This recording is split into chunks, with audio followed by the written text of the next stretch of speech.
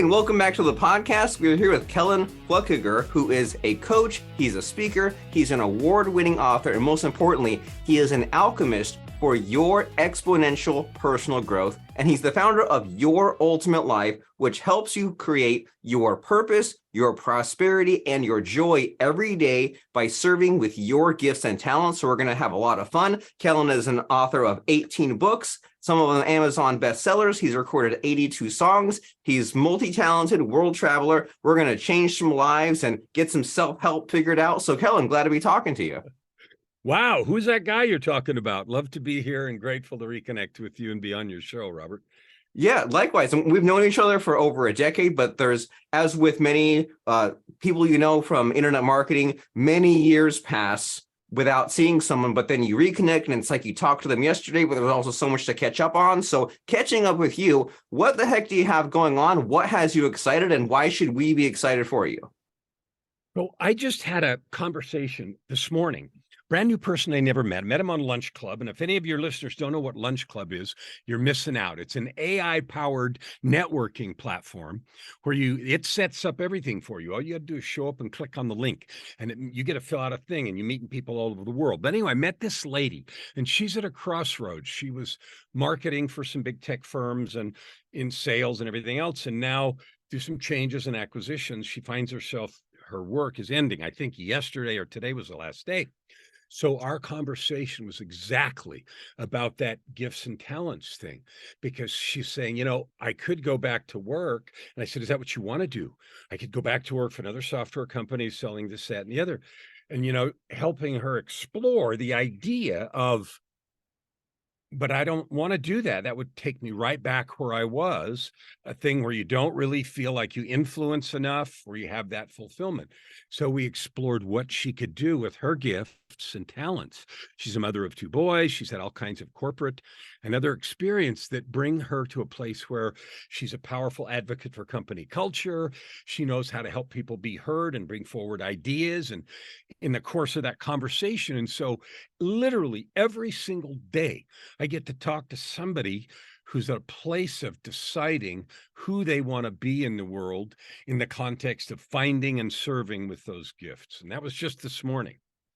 Well, amazing. And so it seems like from that conversation that you had in particular, it's like this lady, she had this previous life, this previous career, and we all think about that, right? We all think about the good old days, and it had good and it had bad. And there's that hesitation of reverting back to what you did. And then you feel like, well, what I did in the meantime was this lost time. And you're saying, well, do that self-examination and look at what excited you, what fulfilled you, what benefited you from that, and then try to transfer those skills into something else, because nowadays you can live anywhere, you can work anywhere. So maybe instead of, if there's that temptation of going back to the past, you look at what the positives were and then apply that somewhere new. Absolutely. If I go to work, somebody's going to pay me for a job. Doesn't matter what it is. Somebody's going to pay me for what I know how to do, whether it's programming software or digging ditches. They're going to pay me to do a thing.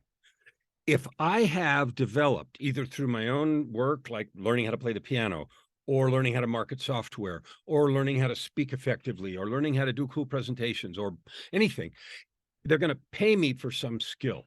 Well, my life, your life, listening to this has given you a bunch of skills, some of which you learned in school, some of which you learned in your previous job, most of which you learned by living life and getting knocked around by this and by that. That set of learnings is what is on offer. You can go offer that. The reason people get stuck is they get stuck in the idea of, ooh, I don't really have anything. Not true, because if you don't do that, you're going to go sell some other skill, which is some tiny subset of that. So that's nonsense. Number two, I don't know how to package it and I don't know how to find clients. That's probably true if you haven't done that before, but the way to do that is well known and well documented. So it's not like that's rocket science. And the last thing is, okay, how do I, find and get clients and run a business and everything? That's also well documented. So the idea that you can't do that is just nonsense. You're either going to sell some subset of your skills, or you can take the whole package and decide how you're going to offer it. Yes, you have to learn how to market. Yes, you have to learn how to run a business to some extent. But all those processes are well known. They're not mysterious. The only thing that it takes is your commitment and courage to go do it, and the willingness to turn off the noise. And the reason you'd go through that learning is because your greatest happiness and your greatest contribution to the world is going to be with that complete set of skills that you can offer instead of some other thing. I love that. And you're a musician, and you know better than anyone that the learning the skills, that's what takes so long, right? Most of the people you talk to, they've already gone through those decades. They're like 95% of the way there. They've already done the hard part. They just need to find a way to apply and monetize those skills that took them so long to learn. They've already learned it, and now they're feeling helpless and saying, I don't know how to apply it. And you're saying there's just a little tiny bit further you have to go in order to get past the finish line. There is, and why it feels so big. I love the way you said that. So you've got 95% of it done, and you're 3 feet from gold, like that old story about the guy in the mine, right? So you're 3 feet from gold, yet it feels like 30 million light years. And the reason is because you're afraid. The reason is because you're fearing failure. You're fearing ridicule. You're fearing, I'll put it out there and I'll write a book and nobody will read it. Every single person that breathes air has those fears. They're not true, even if they're true. And what I mean by that is you might throw a party and nobody comes. That's fine. Throw another one. Write a different thing. Create a different product. Every company, every person has had to go through that. So that thing that feels like 30 million light years is actually 30 minutes. You need to get the right info and, most importantly, the right help to keep you encouraged, because sitting alone all by yourself trying to do something is the hardest possible, the longest yard. So get some help. The world needs what you have. Get off your butt and go offer it.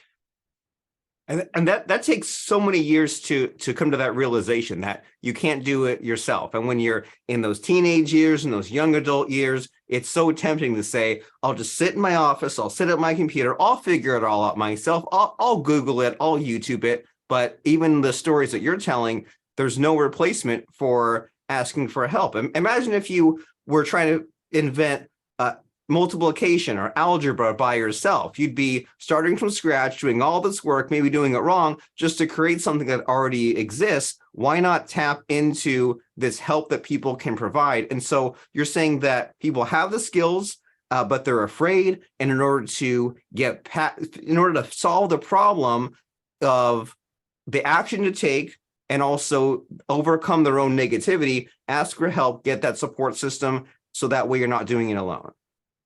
The most important thing that changed my life, and I don't even mean in a marketing and business way. I had a 30-year career as an executive in the energy industry. And in 2000, and I mean very high profile, made a lot of money, 2 countries, international, this, that, and the other. It wasn't Enron, was it? No, but I was involved in their collapse. When you're one of the heroes. I was one of the heroes. In the book about Enron, The Smartest Guys in the Room, my name's in that book, actually. Awesome. So it was involved, but I was on the other side of their collapse. And I just recently, 2 months ago, had a chance to see in face-to-face in person a guy that went to jail first in the Enron prosecution, who happened to be someone I knew, but I was on the other side of the thing. So now that you mention it, yes, as a matter of fact, it was. But anyway, awesome. Did all that. And behind the scenes, I had a bunch of personal stuff, depression, struggles, failure, addictions, and everything else behind the scenes, kind of like movie stuff, right? But and then in 2007, I left that career after 30 years and started all over. So for the last 15 years, I've been writing books and being a coach. My point in bringing that up was just this. The most important thing I did in making that change and building the very large and very successful coaching practice I have was to get help, to get good coaching. And by coaching, I don't mean somebody that's just telling me some silly things. I mean the kind of support to help you realize the scope and the magnitude of the skill that you do have, You mentioned it a minute ago. You've spent all this time learning all these things from the School of Hard Knocks and the School of everything else. And I'm going to tell you a story. It'll be funny. And when I 3 or 4 years into this, I had the opportunity, and my personal story of addiction and divine intervention and everything else is like unbelievable. Okay. And people have told me that a lot, and it's been the subject of lots of books and everything else. Somebody even offered to make a movie, and I might take him up on it. But anyway, here's what happened about that fear stuff. 3 or 4 years into this, I went to an event. The main speaker was Bo Eason. Bo Eason is a world-renowned speaker, spoke to G20, invited him to come and be the keynote, that kind of stuff, okay? And he's a Hall of Fame football player, and he's done 1,200 performances of his one-man Broadway show. I mean, that level of stuff, coached with Al Pacino and in movement and everything else. So he just riveted us for 2 hours with a story, and then talked about how to tell story and took it all apart for us.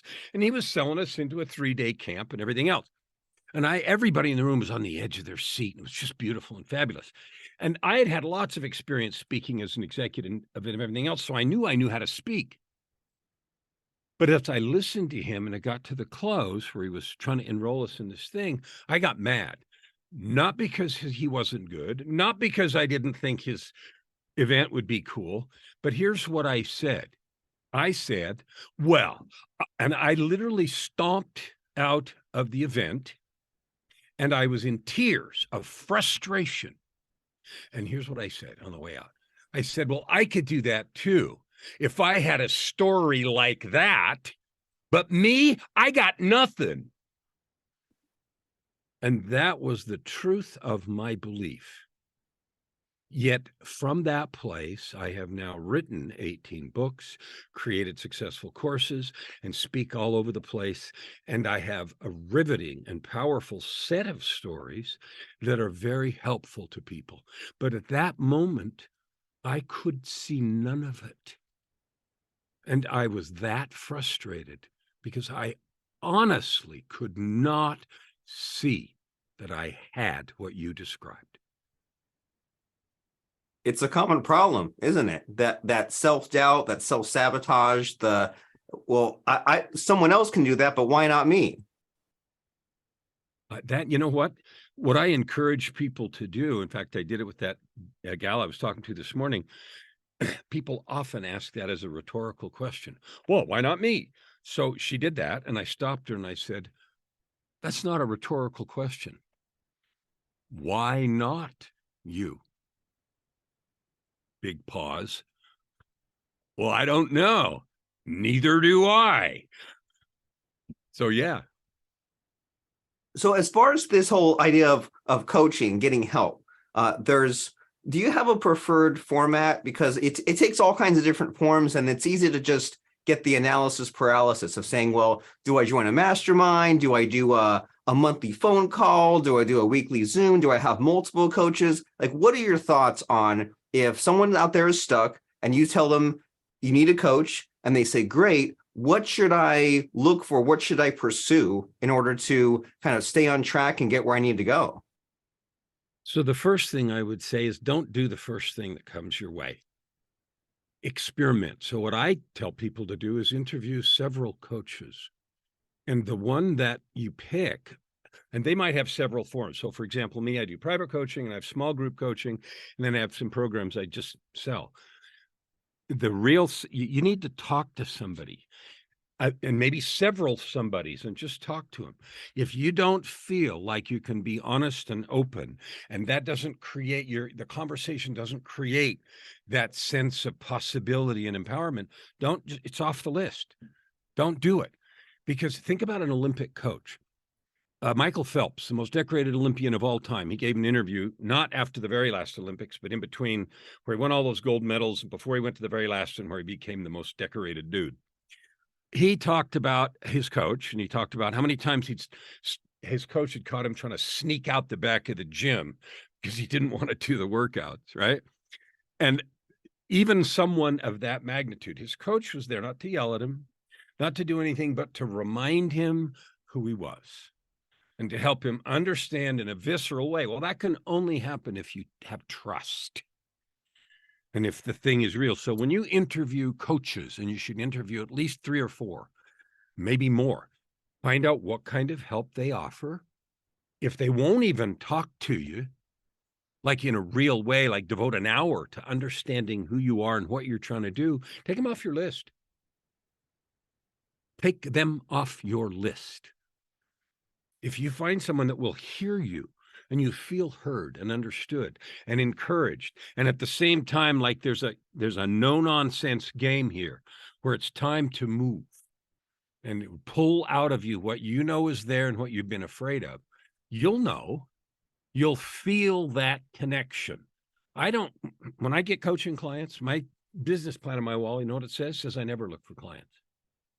I look for people to love, opportunities to serve, and problems to solve.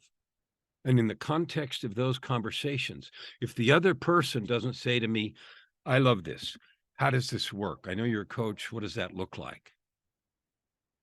Then I don't even worry about it. They ask. And the reason that happens is because they've had an experience, like a sample at Costco. Ooh, I want to buy some of those. That's exactly the same. The experience is such that, holy crap, this would really help me. I feel safe. I feel heard.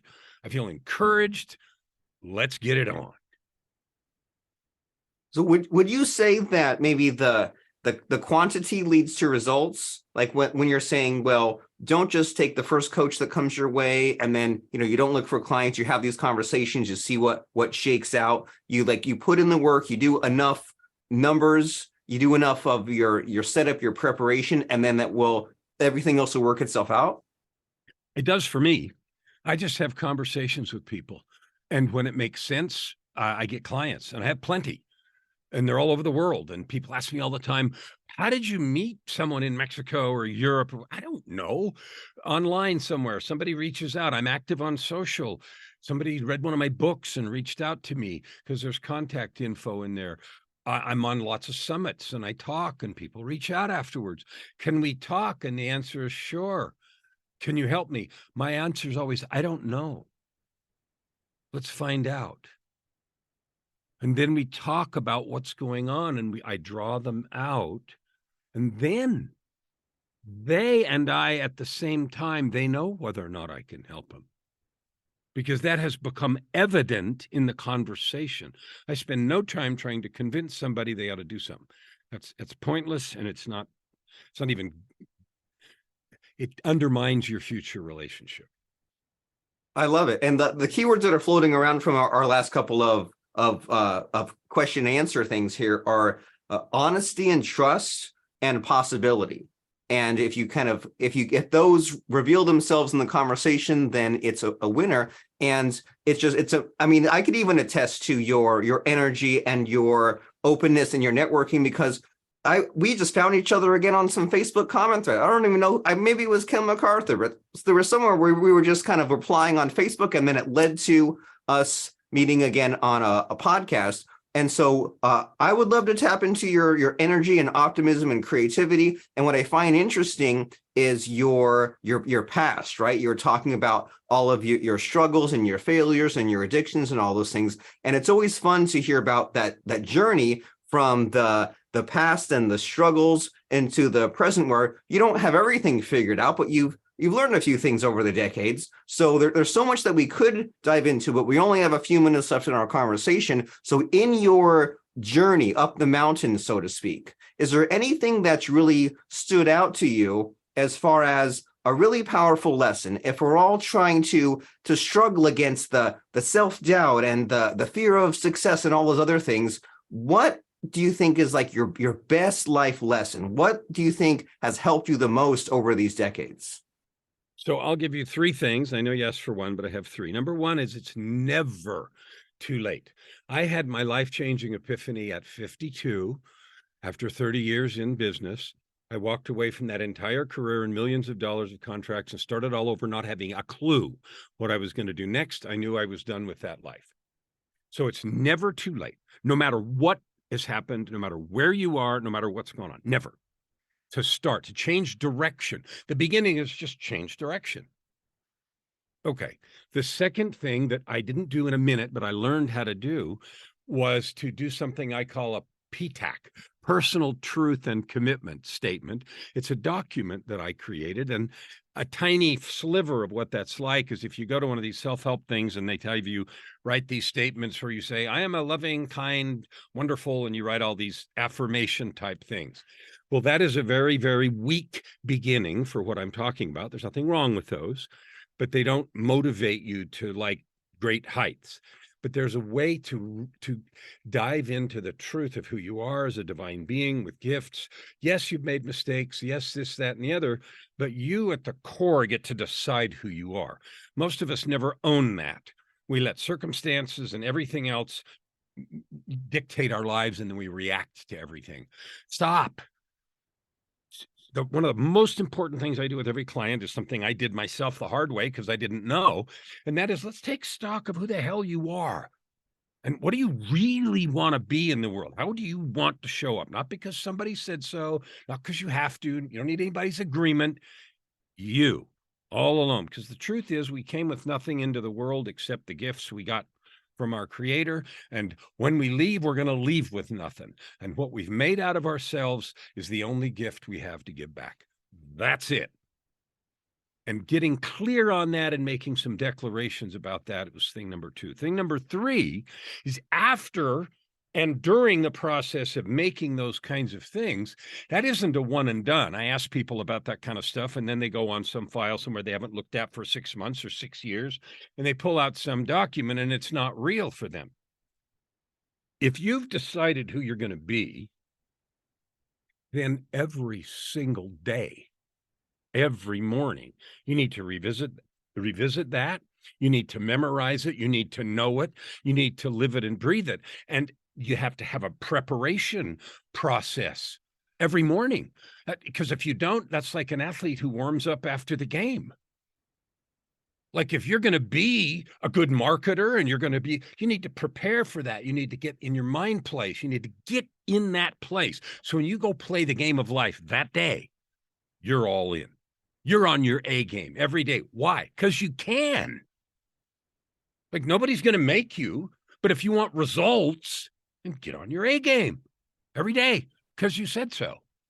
So it's never too late. Work with someone and figure out who the hell you are and make that clear. And then create a daily, people call it a morning ritual, morning routine, whatever it is. And it has to be in the morning because otherwise you're warming up after the game. So create your life on purpose every day and then live into it. When people ask me what I do, you know my goal, 50 million. I'm going to help 50 million people discover and serve with their gifts. Well, I do a 2.5-hour morning ritual every day. Why? Because I want to be the very best at that 50 million goal that ever breathed air. Because I said so, not because anybody's measuring or anybody's watching. I love it. And so we're in the final couple of minutes here, the so-called self-promotional period of time, where we want to unpack this 50 million idea because it really intrigues me and we want to hear about it. So you want to change 50 million lives. In what way? What's your mission? And how can people find out more about you? The goal is I will help 50 million people to discover and then choose to serve with their gifts. The genesis of it is our greatest happiness and greatest prosperity come when we do the things that we're gifted and built to do, including all those difficult things we've learned along the way.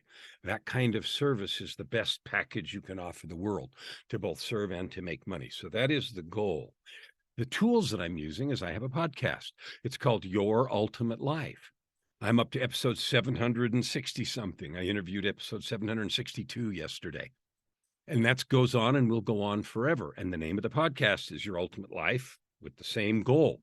I have an LA Talk radio show once a week that's a live stream on Tuesday night at 4 p.m. Pacific called, no surprise, Your Ultimate Life, where I interview guests of all kinds. A lady I had last Tuesday was absolutely mind-blowing. I've had a Jan Van Zandt on there who was Oprah Winfrey's coach.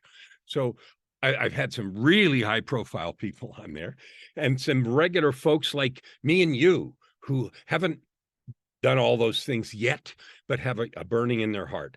I also have a network television show on Traverse TV. Is a new network, well, a couple years old. They're on all the regular TV apps, and they're also on the air in Orlando and soon to be broadcasting in LA. And so that's called that episode. Well, my whole channel's called Your Ultimate Life. No surprise. I have a 10-episode series that's going to go on linear TV, like, TV guide stuff, called Creative Save the World. And I've written 18 books, and I have 2 more underway. So if you want to find out, Google me. There's thousands and thousands and thousands of hits. Half of them are from my old executive career, but the front half are all from the books that I've written and the YouTube channel. I do a live stream every day for 10 to 20 minutes, 15 to 20 minutes.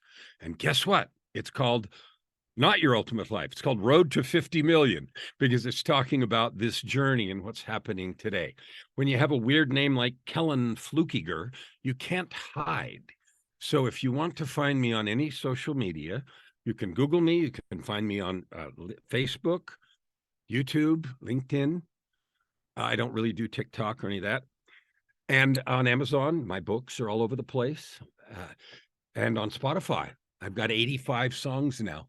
On Spotify, I just put an EP with 3 more songs up last week. And I'm working today on the next 3. And they're all aimed with that message of possibility, of empowerment, of choice, and of this being the greatest time where you can create a life of purpose, prosperity, and joy. If you want to talk, just reach out and ask.